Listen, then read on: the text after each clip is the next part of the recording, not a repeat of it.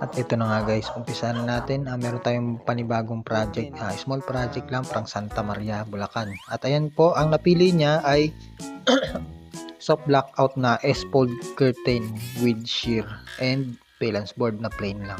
Box type na valance board. At ayan po, tinatahi na natin yung soft blackout tsaka yung sheer. Ayan, tapos na, medyo binilisan lang natin. At ayan, ginagawa ko na po yung valance board. Box type lang siya. Ang ginamit po natin na plywood ay marine na 3/4 tsaka yung plywood na 1/2 inch. At ayan, pinapako ko na po pagkatapos po yun. At lalagyan ko, kukubiran po natin ng ng Uratex foam na 1/2 inch din. At ayan, lalagyan na po ng rugby. Simpleng upholstery lang. Ayan, lalagyan na po ng rugby yung foam. Pati yung board. Kailangan may rugby din para makapit. Huwag nyo masyadong batakin para nandun pa rin yung pinaka parang kanto-kantuhan niya. Para hindi siya masyadong parang banat. Huwag nyo masyadong babanatin.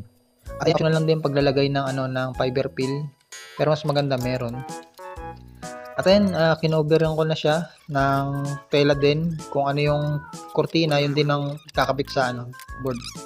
Hindi ko na masyadong pinakita. At yun naman, obvious naman, makikita nyo naman yung forma niya. At ayan, nasa site na tayo. Unang in-install ay yung yung mga bracket na pagkakapitan ng board. Ang gusto ng client ay medyo konting medyo angat lang ng konti sa sa window frame. Para hindi masyadong sagad doon sa ceiling. Pero depende pa rin yan sa mga client kung anong gusto nila. Merong ceiling to floor, pero yan above the window. Pero usually kadalasan 10 inches above the window ang kabit ng namin. Pero yan gusto niya medyo mababa lang. Ang cute lang tignan. At ayan na kinabit na natin yung mga tracks tsaka yung sa loob. Doon din mismo nakakapit sa board yung mga tracks na ginamit. So ayan, kinabit na yung mga kortina. Ayan, si parang Edward busy din.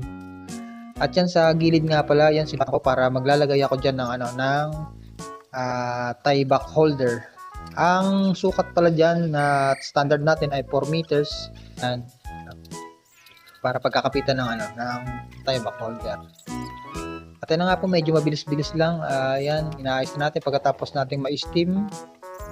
Ayan, pagkatapos ma-steam ay yan, inayos na natin.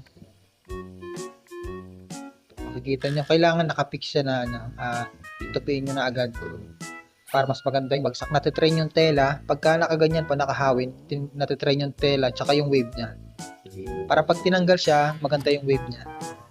Ay, before and after natin, ayun ang finished product.